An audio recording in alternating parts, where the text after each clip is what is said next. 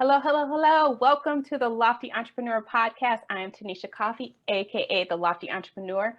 Thank you for joining us. As always, we are providing the best tips, tools, and advice for aspiring and new entrepreneurs. And today is no different. So if you haven't already done so, please go ahead and click that button to subscribe because today is going to be a great one. On today's show, we have a multi-talented woman on our show. Her name is Anna Skoumal, and she is one of the most relatable, charismatic social media influencers from LinkedIn, Twitter, Instagram, TikTok. Anna is using her expertise as a trademark attorney. Yes, guys, a trademark attorney and digital marketing expert to help business owners to protect their business. Now, after years of working with the US branch of an international law firm where she helped clients to legally protect their business and brands, the Michigan native, now Chicago transplant, has stepped into entrepreneurship for herself. So today we're going to talk about her journey into entrepreneurship, and then be sure to keep an eye out for a part two, if I can convince her to do it, where she'll be giving us some great tips. Hi, Anna. Thank you so much for joining me today.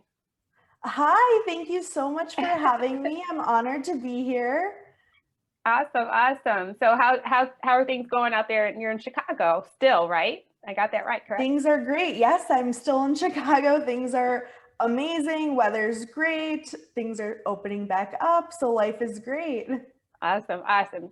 So I know if I read correctly, I was doing my super sleuthing on the internet, and I think you recently launched your business. You're been doing the trademarking and everything and social media for years, but as doing it on your own, did that just launch earlier this year around Yes. May? So May? I was working as an associate attorney at a law firm where I worked for many years, and I recently started my own law firm. I am now an entrepreneur helping entrepreneurs. So that's kind of the one sentence summary. Okay. So I want to delve into that because for me, part of the way that people get into entrepreneurship is always just kind of a super interesting, and I think it's inspiring. Excuse me, because I think many people have many different reasons and ways they got into it. And but I think the picture out there is often that somebody just popped up a business and then they were automatically successful. And I like to kind of peel back the layers of that. And so I want to know what was it in you? Tell me that made you decide I'm going to leave, working for a law firm and go do my own thing. Like what inspired you to do that? Tell me about that journey, the thought process, and what motivated you. Yeah, so if you had asked me a few years ago, or if you ask any law student right now, they would think I'm crazy for leaving a quote unquote dream job. And I never imagined, if you asked me even a year ago that I would do this, that I would have left.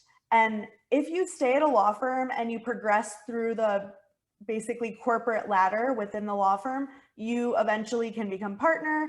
You have other people working under, other attorneys working under you, and it's a pretty sweet deal. So leaving that is kind of crazy, but the position I was in required a lot of control over me. I don't know if I'm perfectly phrasing that, but I really left because I needed to have control over my life again. I needed to have control specifically over what type of work I was doing. Um, I have been in the social media space for over 10 years. I have so many connections and a huge network of influencers that I'm friends with, and their legal needs were absolutely not being served. I have heard horror stories of my friends who said they called their local attorneys, their local big law firms, and they were hung up on because these attorneys didn't even know the words that were coming out of their mouth. And as an entrepreneur or an influencer, you don't want to, especially if you're an online based entrepreneur, which everybody now has some sort of online presence, especially e-commerce or any type of creator, course creator, content creator. You don't want to talk to an attorney and have to discuss stupid questions like the difference between TikTok and Twitter. So the fact that even so-called social media expert lawyers, I mean, they were going on the news, they couldn't even tell you what Twitter stories were. I mean, it was just total cluelessness. And there was a huge gap in the market. And my own friends were not being served, but I also couldn't help them at the firm that I was at. I couldn't bring on my own clients. So the only way that I could really, number one, tap into basically an untapped market and secure my future career as an attorney, and number two, help people who really needed it, was to leave and to do my own thing. So it was really there were two prongs to it, because there are a lot of industries, not just law, that aren't keeping up with technology and societal changes. But law is a big one. Not just the firm I was at. My firm was actually not that bad. They were pretty up to date on a lot of things.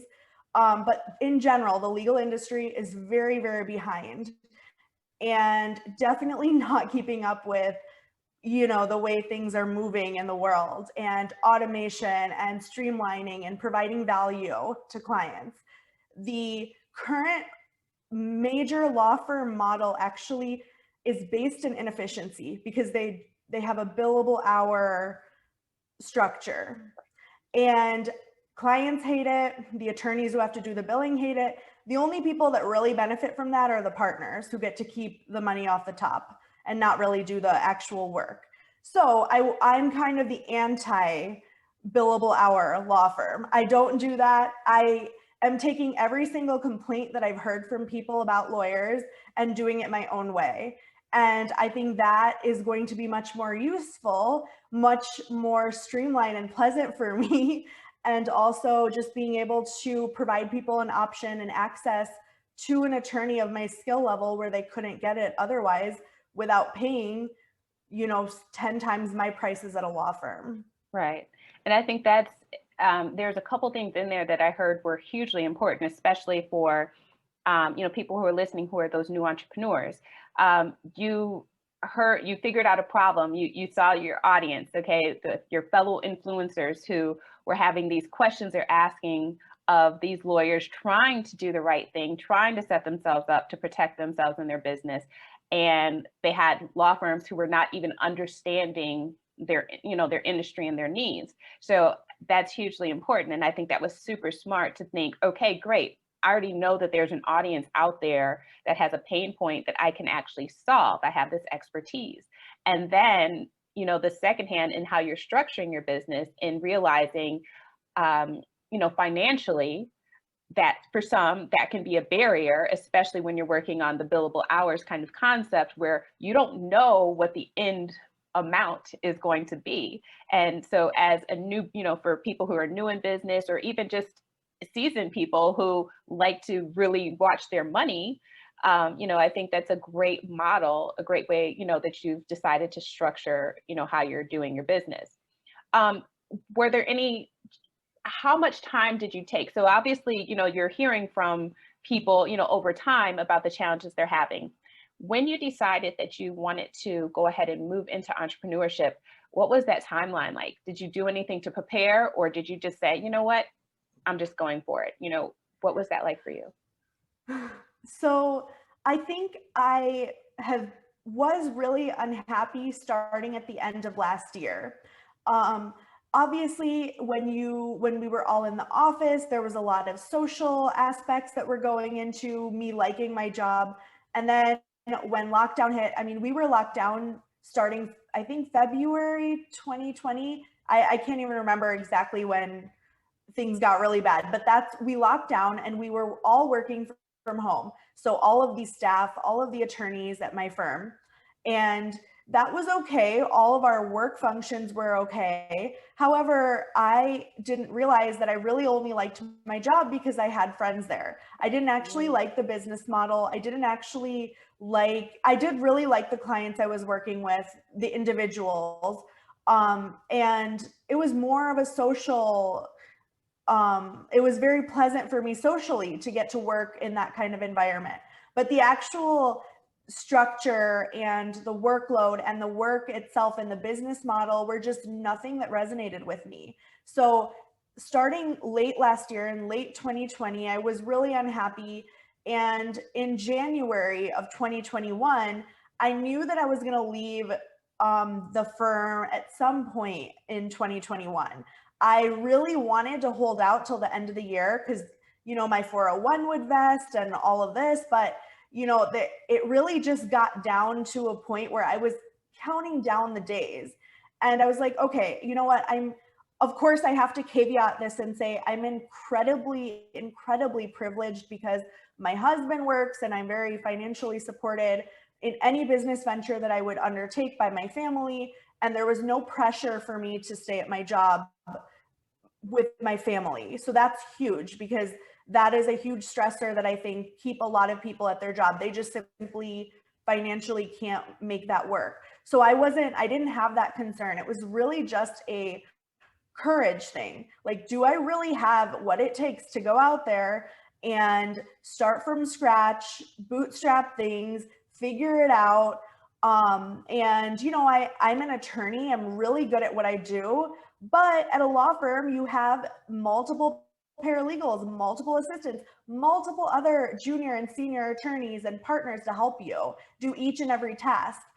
As an associate attorney at a law firm, everybody's catering to you. Everything that matters is to make you happy and make your job easier. So that cushion, to leave that cushion took a lot of courage. And deep down, I knew that once I left a law firm or corporate type of environment, I was done. I wasn't going to be employable again. So it took a few months for me to work up the courage to actually leave. But once I made the decision, it was really easy. We had our reviews and bonuses come in really late, and I pretty much just left right after that. I kind of made the decision that, hey, I was going to get the bonus that I had already earned in 2020, and then I was out.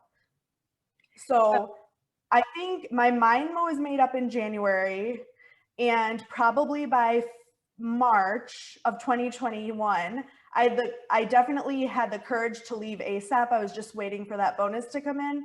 And then I left. And I think once you make that decision that you believe in yourself, you know, I did the calculations financially, how many trademarks, how many trademark packages, how many strategy sessions do I need to sell per month to replace my salary, and then also to replace my salary plus cover my overhead. And I made those calculations and I was like, okay, you really don't think that you can file 5 trademark applications in a month? Do you not have that much belief in yourself? No, I know I can do it. And then that was when I saw that, I was like, okay, I gotta go. I think that is huge. Belief is huge because I think right now there are a ton of people who are working in corporate who, for whatever reason, you know, are not happy. In your case, it sounds like there was a lot of the overall structure, you know, you love the work, but the structure, how you were having to do it, you didn't have that control.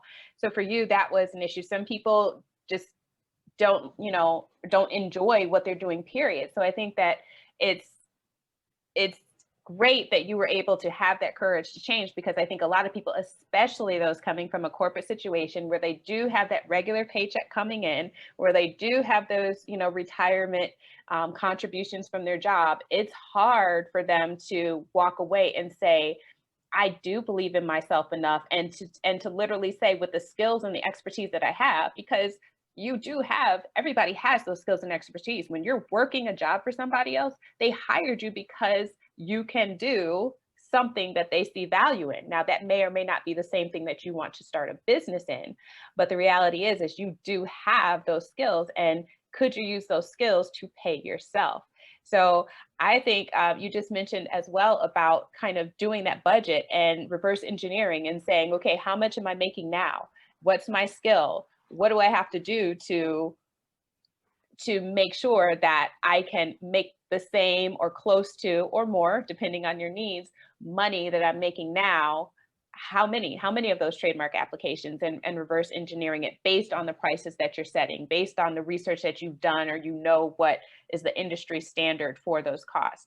That's something I think a lot of people don't think about, before they jump into entrepreneurship. So I think that's awesome that you, went that way. I'm not surprised. The attorney minds are always, going, what's the next thing? What has to happen? So that's not, surprising at all. What about, you said that your family is, supportive of you. That's amazing. And you have your husband. What did he think? Because it's usually sometimes there's a disconnect, because people can be supportive, but sometimes it takes people a little bit to grow into that supportive nature because of their own fears, because like for your husband, that would have impacted your household. You're losing half of the income, half of how you guys have built your life off of. So what, if any, adjustments did you guys have to make, overall in your planning and things like that, to be able to kind of carry on and move into this, together, Yeah, so I think with COVID, so my husband's a dentist and he actually shut down for a few months. So we realized last year in 2020 that, we need to actually have buffer, no matter what happens. So that, what we all went through collectively, globally in 2020, set me and my husband in a better mindset so that we could withstand any ups and downs and bumps. My husband was not really that, even if we had to cut back in certain areas, if I couldn't make enough certain months, we would have dealt with that pretty easily. I would have just done a lot more social media content creation and done some more sponsored posts, and that would have tided us over in case my law firm wasn't making enough. But Anna, if you're talking, you've frozen, so I can't hear you or see you moving right now.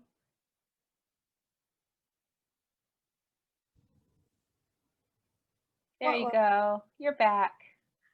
Uh-oh. I heard the last thing we were talking about was that, if you had to make some changes, if the law firm wasn't kind of doing enough yet, that you would tap into those relationships you had for your sponsored posts for social. And that was where the audio started clipping out on you. Yeah. So if I needed to, I would just do more on that side. I mean, social media content creation does pay really well. It's not something I'm super interested in doing a lot in the future because I'm trying to grow my law firm right now, but I would have relied more heavily on that and just had to invest the time and produce the content for that if I needed. My husband, though, is so supportive. He's like, I'm going to go to law school and I'll just join you. And he definitely was so on board, just because it was working at in the law firm environment that it was really invasive into our lives. I mean, I was working on my anniversary. I was, at least for the first 2 years before more attorneys and staff were hired, I mean, I was pulling multiple all-nighters a week.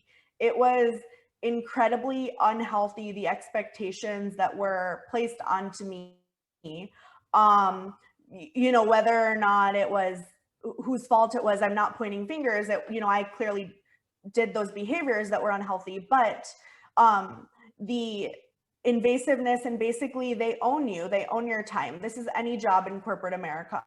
If you're salaried, you may be well compensated, you may get a lot of perks, but at the end of the day, they own you. You ask when you can go on vacation. You have to be on their time pretty much no matter what.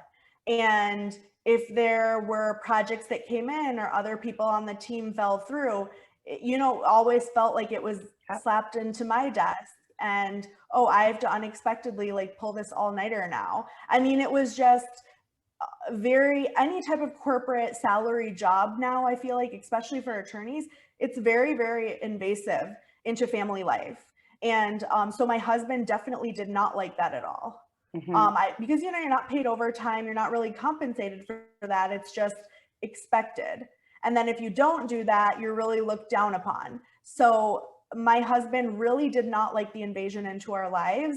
And, he also thought that there was a better business model. So he was right.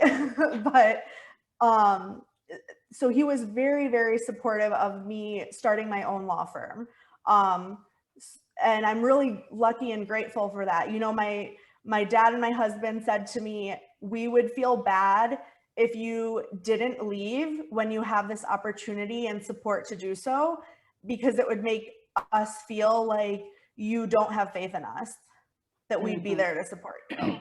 Right. So that made everything really easy for me. Well, good. So I want to know, what are the plans? So before, when early in the conversation, you mentioned about, ideally you were going to do this at the end of this year, and then that just got, that got moved up. So what are your plans from here, from here on out? You have an amazing head on your shoulders, obviously, because you're doing it the right way. You're launching everything, you're planning, you've thought through, you've got your contingencies, you have your support. So with that in mind, with those things to kind of like lift you up, what's going to be for you for the next 6 months? What are your goals, and how do you plan on executing them for your business to grow it? So I have a number of clients' goal in mind, which will probably be more for 2022. I would love to file 100 trademarks in a year. I think that's a great goal. Obviously my year was cut short this year, but that would be an amazing year if I could even come close to that, or 75% of it, 75 trademarks. So I would love to do that, meet that goal. I also really want to create some valuable content in terms of ebooks and courses. The reason I want to do this is because, to hire an attorney, even me, where I have really low as possible overhead, and I have the best prices and best value that I can offer, it still costs money to get a trademark. And trademarks are really important for all new entrepreneurs or businesses that are launching something new. So they're very, very important. And I completely understand that sometimes you just don't have the budget for a few $1,000s. And there are just certain entrepreneurs who will just never pay a lawyer for services. They will pay $20,000 for a mentor, $20,000 for a positivity coach and all that, but they will not pay a lawyer. I completely understand the reputation and all of that. However, two things on that. Number one, I want to still capture revenue from them, and number two, I want to provide them an opportunity to still get information from an attorney. There really aren't a lot of courses taught by attorneys for business owners. There are a lot of compliance and ethical issues that I am working out. It's difficult to, this is an uncharted territory, yeah. But I'm really trying to figure out what the regulations are, how I can provide this information. If you just really want to DIY and bare bones it, then you can buy this course for a few $100s, and you still get my voice walking you through everything, and you can attempt it on your own.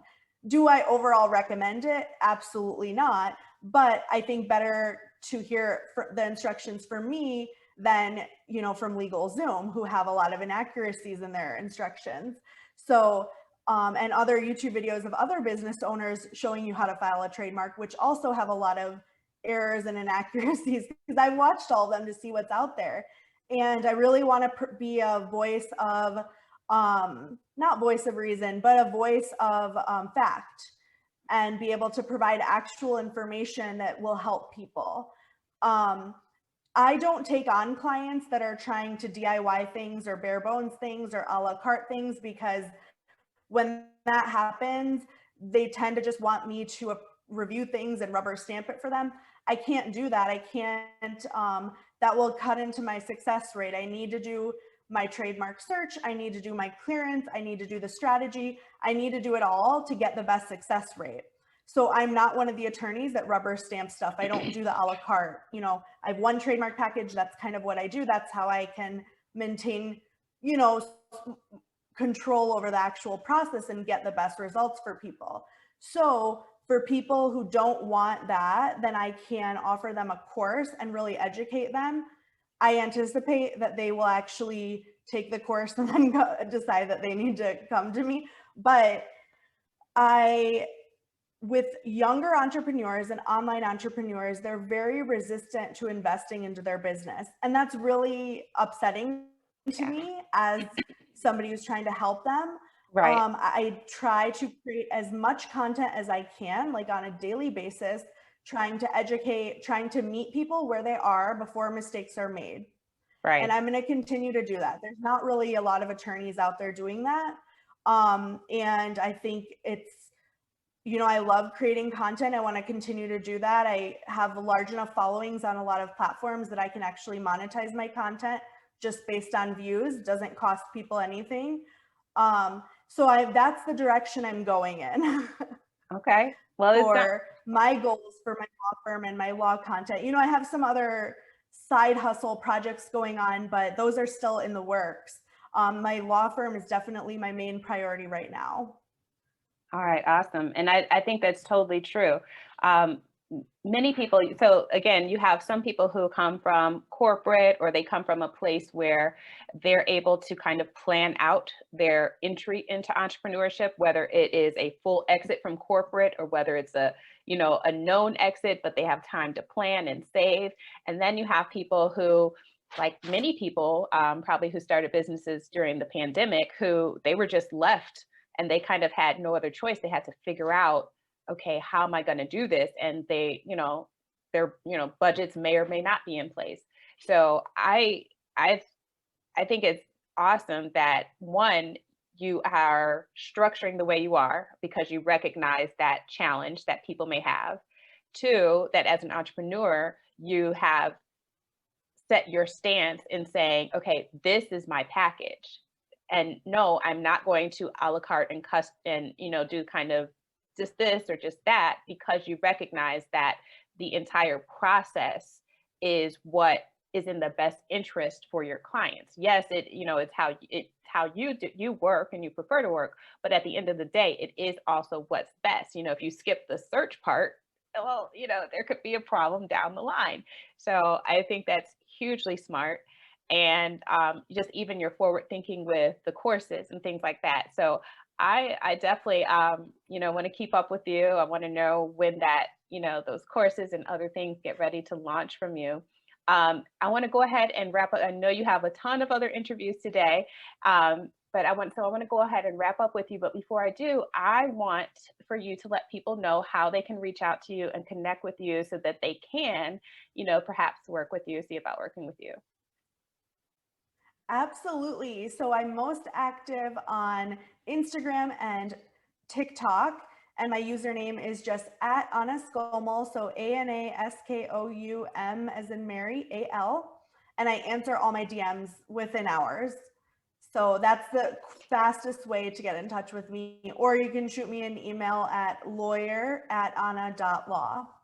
Okay, great. So everybody, I will be sure to put that information in the description below so you can easily access it. Reach out to Anna. And also be sure, if you have not already done so, please do hit the subscribe button so you can keep up with the Lofty Entrepreneur and know when our next tips and advice come into play, as well as, if she agrees to it, a part 2 with Ms. Anna, where we'll be talking more about trademarks and diving into that and that whole process. So stay tuned for that. Be sure to subscribe. Until next time, I am Tanisha Coffey, aka the Lofty Entrepreneur. Talk to you again.